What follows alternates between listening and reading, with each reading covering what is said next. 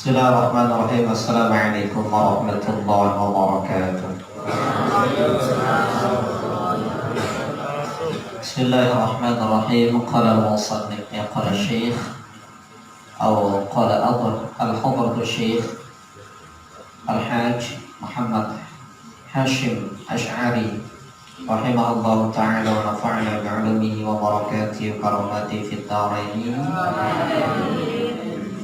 Bismillahirrahmanirrahim. Al-babul tsalits. Al-babul tsalitsu, ini bab bagian yang ketiga. Bab bagian ketiga di dalam kitab Adabul Alim wal Muta'allim. Jadi Adabul Alim wal Muta'allim ini anak-anakku sekalian berisikan tentang masalah pertama adab. Jadi di awal-awal muqaddimah itu dibahas tentang masalah adab. Jadi adab itu dikatakan al-adabu fawqal ilmi. Adab itu berada di atas ilmu. Artinya ilmu itu belakangan, adab itu harus diutamakan. Sehingga ada dalam sebuah keterangan itu dalam syair bahasa Arab itu dikatakan asyurufu bil adabi la bil nasabi. Itu kemuliaan itu diperoleh melalui adab, bukan melalui keturunan. Jadi bisa jadi orang yang berketurunan tinggi tapi akhlaknya amburadul, itu akan merusak silsilah keturunannya, kemuliaan keturunannya. Seperti apa? Seperti anak dan keturunan dari Nabi Allah Nuh. Jadi Nabi Nuh ini seorang nabi dan beliau adalah pertama kali menjadi nabi, ternyata anaknya itu tidak beriman. Tapi sebaliknya, sekalipun orang tuanya itu tanda kutip anak kampung, itu tidak akan menutup kemungkinan anaknya akan menjadi orang mulia. Seperti contohnya Nabi Allah Ibrahim. Itu orang tuanya itu adalah produsen berhala. Jadi dia yang memproduksi Tuhannya. Ya, kalau kita Tuhan kita yang memproduksi kita. Kalau dia yang memproduksi itu Tuhan. Tapi ternyata anaknya itu menjadi seorang nabi, bahkan menjadi abul anbiya wal mursalin. Nanti dicek di dalam Al-Qur'an surah Al-A'raf dikatakan wa idz qala Ibrahimu li abihi azar atattakhidha asnaman alihah inni araka wa qaumaka fi dhalalin mubin. Jadi terjadi perdebatan antara Nabi Ibrahim dengan ayahandanya yaitu Azar.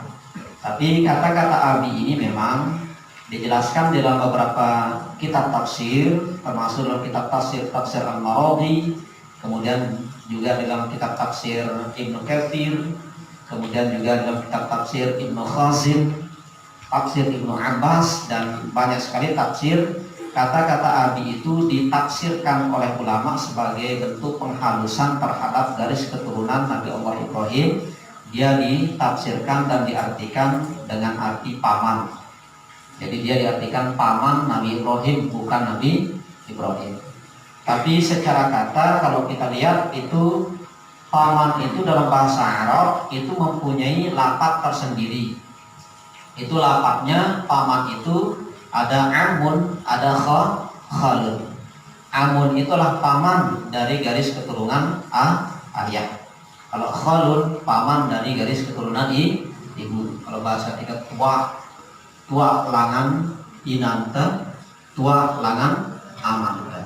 Sehingga itu sangat menipis sekali dan tidak begitu kuat pendapat yang mengartikan kata-kata abi itu sebagai arti paman, tapi lebih mendekati dengan arti bapak. Sehingga sebagian besar beberapa ulama termasuk Imam Nawawi itu dalam kitab Al-Majmu' menjelaskan tentang masalah lafaz abi ini memang artinya ayah, sehingga dinisbatkan ayah daripada Nabi Ibrahim itu memang orang yang memproduksi Tuhan.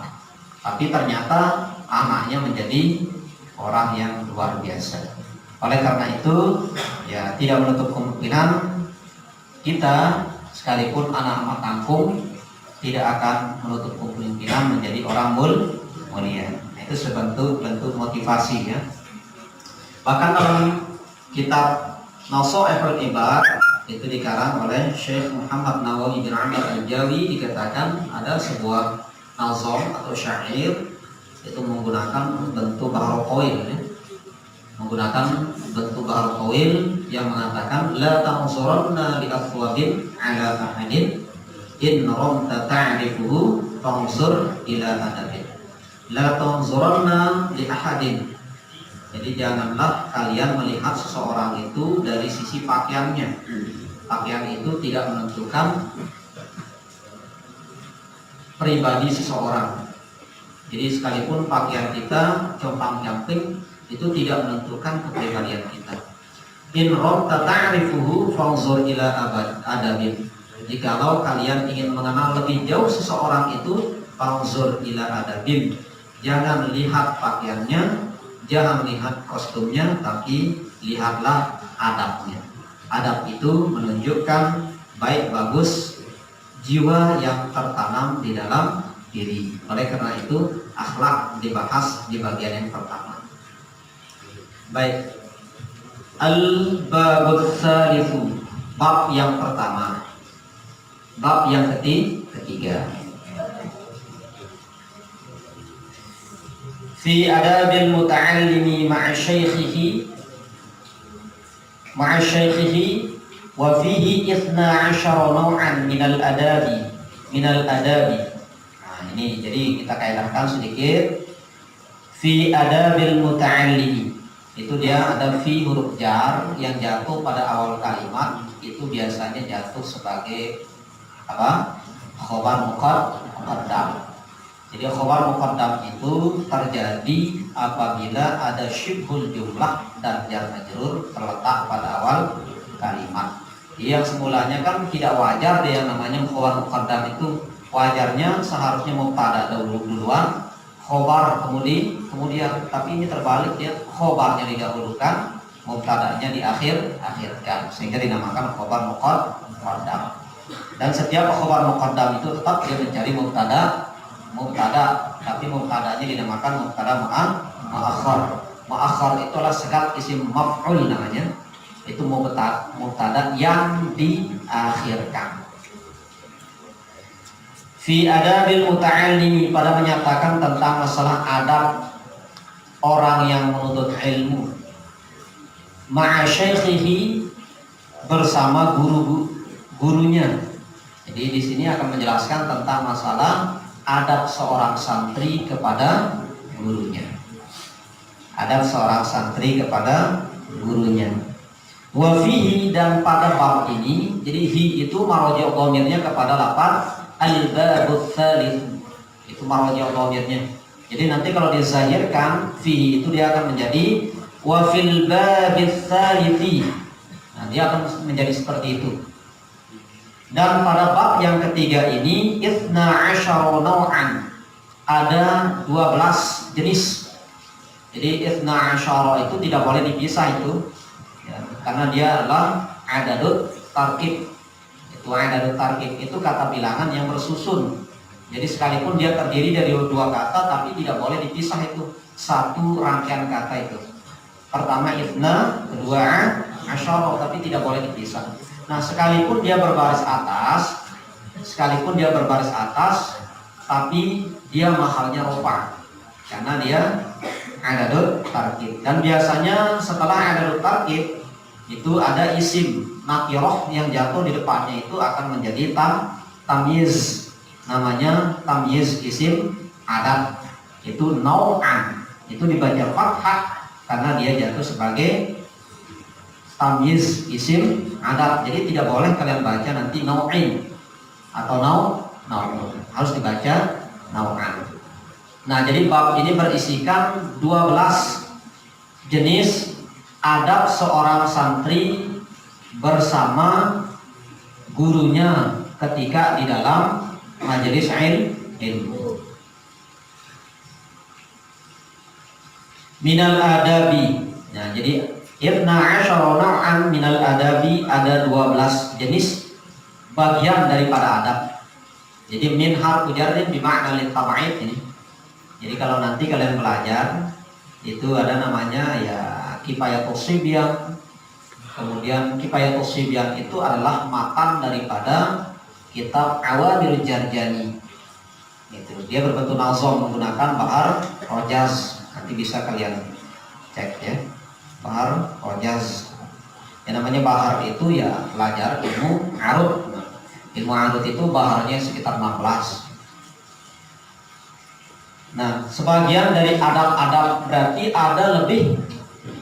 Kalau di dalam kitab-kitab yang lain menerangkan tidak hanya 12 adab seorang santri ketika belajar kepada gurunya, sehingga dia di sini menggunakan minal adabi. Minal adabi itu bentuk adabi itu adalah bentuk jamak, ya, bentuk jamak. Makanya sebagian dari sekian banyak adab-adab seorang santri kepada gurunya. Al-awwalu yang pertama.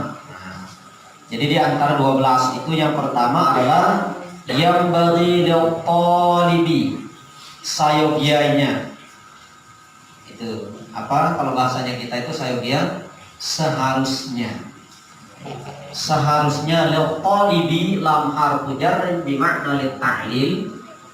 Lam harfu jarrin talibi seharusnya seorang santri itu. Jadi santri dibahasakan dalam kitab ini dengan bahasa talibi, tulab itu bentuk jamaknya, talibah juga jamak muannats salim, talibun itu bentuk isim fa'ilnya. Itu dibahasakan dengan kata-kata talibun karena santri itu pekerjaannya mencari atau menuntut ilmu. Tolaba itu artinya menuntut. Nah, sedang isim fa'ilnya lah talibun, berarti orang yang menuntut ilmu. Maka dikatakan yang bagi talibi sayogianya bagi penuntut ilmu itu ayyuqaddaman nazm. Ya, amhar musdariyin wa nasbin min awamilin nasbi. Nah, itu. Jadi itulah anharfu masdar. Itu bagian daripada amil nawasib. Amil nawasib itu jumlahnya ada 12 ya. Ada 12 yang membuatkan dia nazam di sini batal dulu. Yang membuatkan nazam itu amil nawasib itu ilmu nahu. Ayu qaddama hendaklah ia mendahulukan atau terlebih dahulu an-nazru. An-nazru ini di sini dimaknakan dengan memikirkan. Jadi kalau menuntut ilmu itu pertama kita harus memikirkan.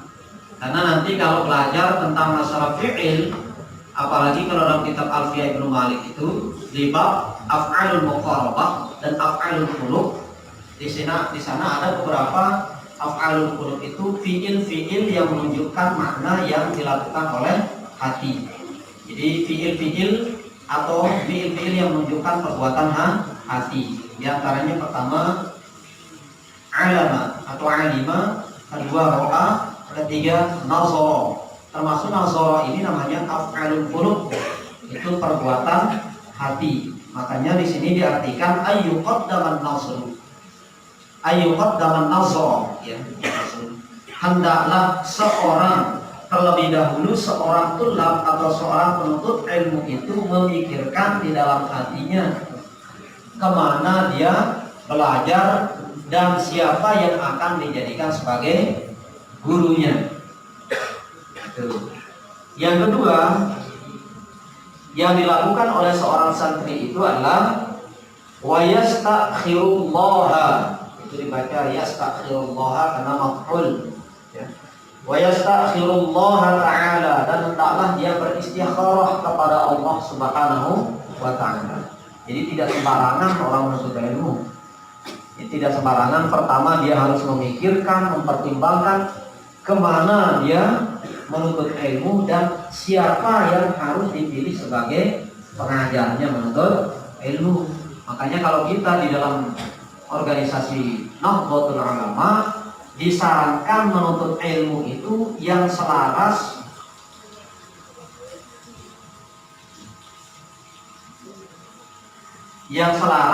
atau yang apa istilahnya. Jadi disiplin ilmu kita itu harus menyatu. Maka kalau kalian menuntut ilmu, hendaklah di pondok pesantren yang beraliran ahli sunnah wal jamaah. Itu maksudnya. Jadi harus memilih kemana kita belajar dan siapa tempat kita belajar. Jangan nanti belajar di sembarang orang. Tahu orang tempatnya belajar itu adalah guru yang kalau bahasa kasarnya itu guru yang karbitan. Yang namanya karbitan itu belajar dari internet tanpa berguru. Ya, harus pertama memilih tempat belajar, makna nasroh itu. Yang kedua adalah memilih siapa yang akan menjadi tenaga pengajar. Itu ikhtiarnya. Sementara penyerahannya kepada Allah adalah wa yastaghfirullah ta'ala, dan hendaklah dia berikhtiar kepada Allah Ta'ala. Jadi sholat dulu, setelah sholat nanti Allah Ta'ala akan memberikan petunjuk, oh ini sini tempat belajar dan ini guru kalian. Itu dia. Jadi tidak sembarangan ya. Fi man ya'khudul ilma anhu, pada siapa seorang tulab itu mengambil ilmu daripadanya, itu harus istikharahkan dan harus dipilih. Tidak sembarangan, harus istikharah gitu.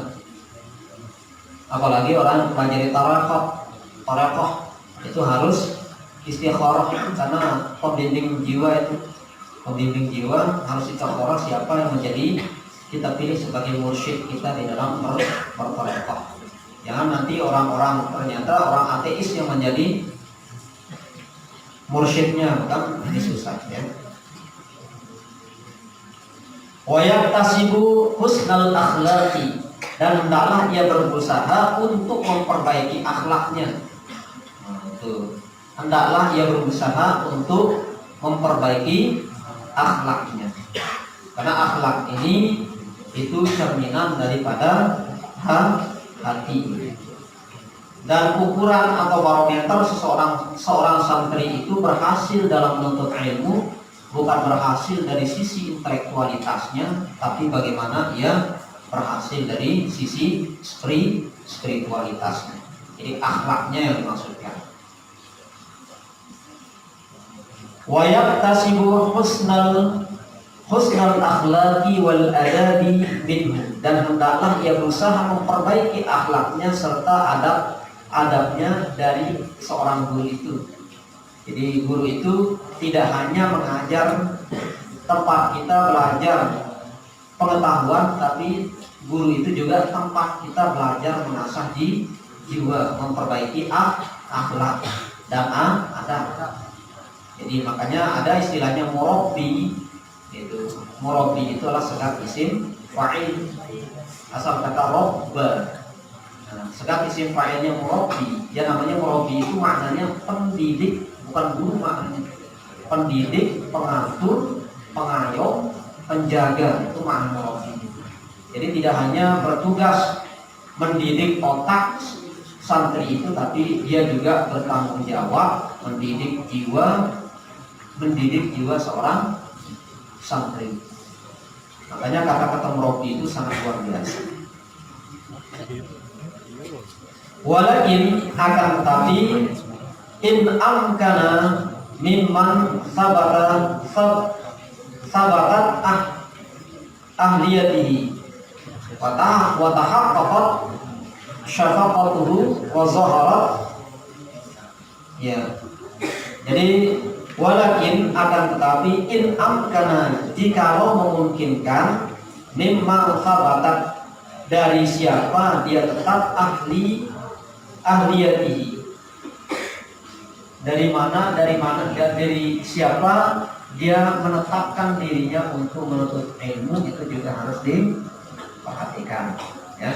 Jadi jangan sembarang baru melihat orang pintar langsung tertarik, ternyata dia pintar bukan pintar dari sisi spiritualitasnya. Ya. Jadi harus kita betul-betul memilih yang namanya guru. Lanjut yang bagian yang kedua, kita lompat ya. Wa kana ahsanu ta'liman, dan adalah sebaik-baik ta'liman pelajaran, wa ajuda tafhiman, dan untuk mendapatkan pemahaman. Pemahaman. Jadi pelajaran itu, sebaik-baik pelajaran adalah bagaimana kita mendapatkan pemahaman. Karena nanti pemahaman ini akan mengantarkan kita menuju jalan kebaikan.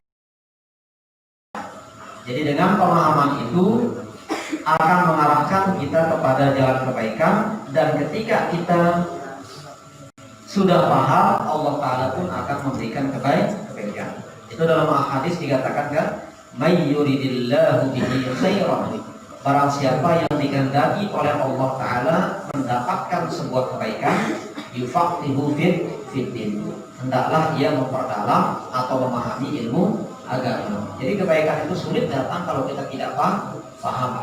Makanya kalau ingin mendapatkan sebuah kebaikan atau sebuah buah daripada ilmu berupa kebaikan, itu harus kita pahami. Kita paham dulu. Fa'an ba'dis salafi hadal ilm dinun, maka dari sebagian ulama-ulama salaf mengatakan hadal ilm dinun, hadal ilmu dinun, ini adalah ilmu ini adalah agama. Ilmu itu bagian daripada agama. Dalam sebuah keterangan dikatakan apa? Di dalam keterangan dikatakan apa katanya di dalam keterangan itu? Intinya mengatakan bahwa agama itu untuk orang berakal. La dina liman la aqala lahu. Tidak ada agama bagi orang yang tidak berakal. Maka akal ini merupakan salah satu alat untuk mendapatkan ilmu. Maka ilmu itulah dinamakan adalah bagian daripada agama. Fanzur, maka hendaklah kalian perhatikan. Wa amman, dan dari siapa, takhudhu dinakum, dari siapa kalian mengambil agama kalian. Karena ilmu itu dikatakan tadi bagian daripada agama. Maka fanzur katanya dia ada peringatan.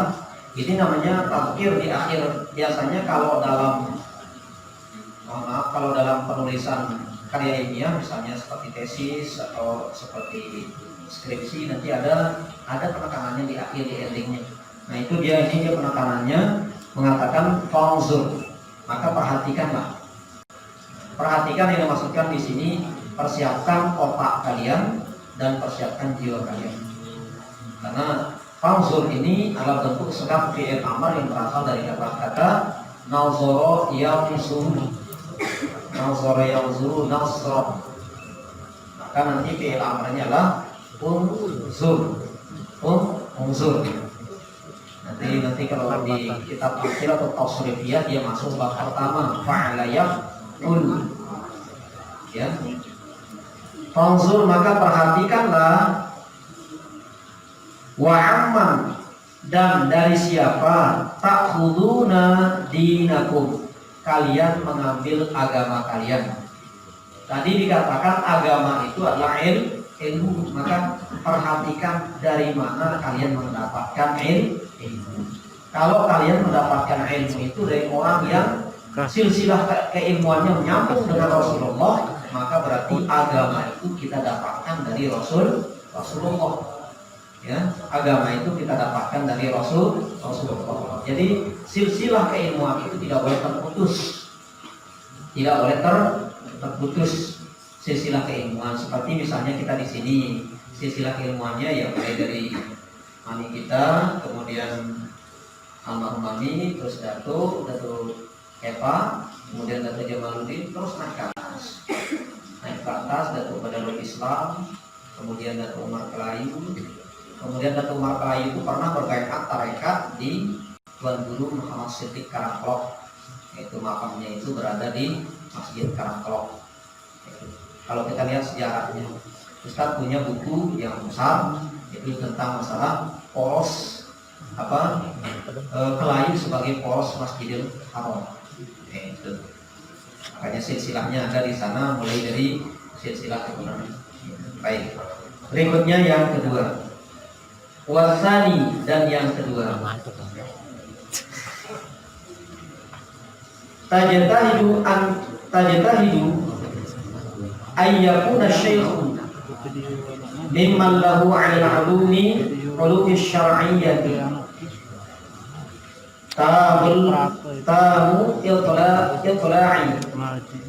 Nah, dikatakan bagian yang kedua, ada di dalam menuntut ilmu itu atau memilih ilmu itu adalah tajtahidu ayyakuna syaikhun, hendaklah seorang santri itu bersungguh-sungguh untuk menjadikan seseorang sebagai gurunya.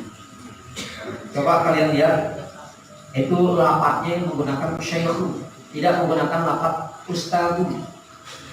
Nah, berbeda yaitu kalau menggunakan lafadz syaikhun berarti betul-betul guru itu dituakan.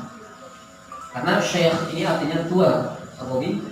Ini nanti kalau dipanggil Pak Bobi syekh, berarti sudah cukup lengkap Pak Bobi.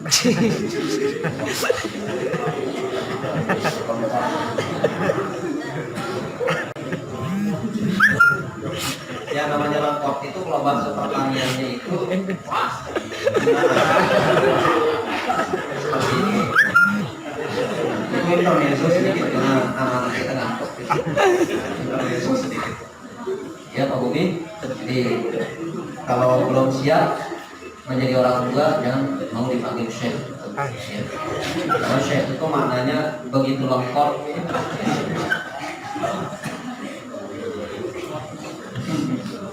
Ya, dia menggunakan kata syekh berbeda dengan ustaz.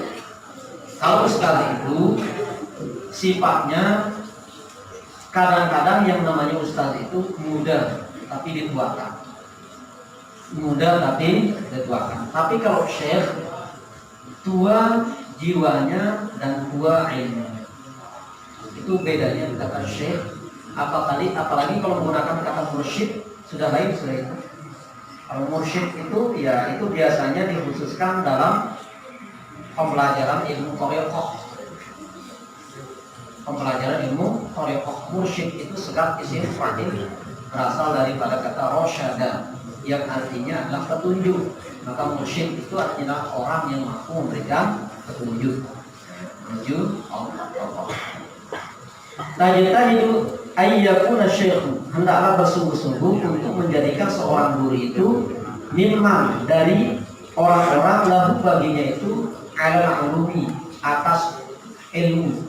Artinya kita harus bersungguh-sungguh menjadikan orang yang kita pilih sebagai guru kita itu kita betul-betul bersungguh-sungguh untuk menggali ilmu padanya. Jadi kalau tidak boleh ragu pada guru kita. Kalau ragu sah kita berguru itu sudah tidak bisa. Apalagi sudah bisa. Sama seperti ketika orang sholat, kalau makmumnya ragu terhadap sahnya sholat imam, maka batal jamaahnya. Jadi kalau dalam sholat berjamaah, seorang makmum meragukan keabsahan daripada sholatnya imam, batal jamaah makmum itu, batal jamaahnya. Maka begitu juga ketika berguru itu kita tidak boleh meragukan guru kita, sekalipun guru kita itu kadang-kadang melakukan hal-hal yang di luar akal. Jadi kita harus yakin bahwa guru kita itu ya berstandar ilmu setiap ucapan, perbuatan dan tingkah lakunya. Makanya itu di dalam ilmu nahwu itu Pak Bobi ada yang mengatakan begini, mangqala tahta syajarati batalat wudu'u. barang siapa yang berkata-kata di bawah pohon batal wudunya. Itu kan tidak ada sangkut pautnya berkata-kata itu dalam membatalkan wudu. Jadi kalau mengatakan seperti maqala tahta syajarati batalah wudu. Barang siapa yang batalah wudu. Barang siapa yang berkata-kata di bawah pohon batal wudunya. Itu kan aneh. Tapi ternyata qala itulah bentuk fi'il dengan bina apa? Bina ajwab ya. Ajwab ya. Itu asal kata qaila. Asal kata qaila. Yang artinya qaila itu tidur siang. Sehingga barang siapa yang tidur siang di bawah pohon otomatis batal wudunya. Gitu Pak Bumi. Ya. Jadi ini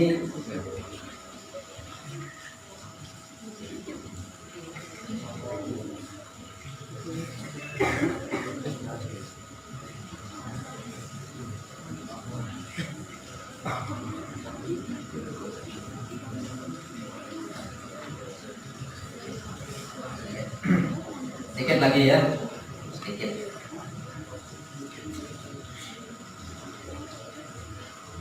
Tajtaibu ayyakuna syekhu mimman lahu 'ala al-'ulumi syar'iyyati tamamu itra'i wa lahu mimman yutaqu bihi mimman masyayikhi asru.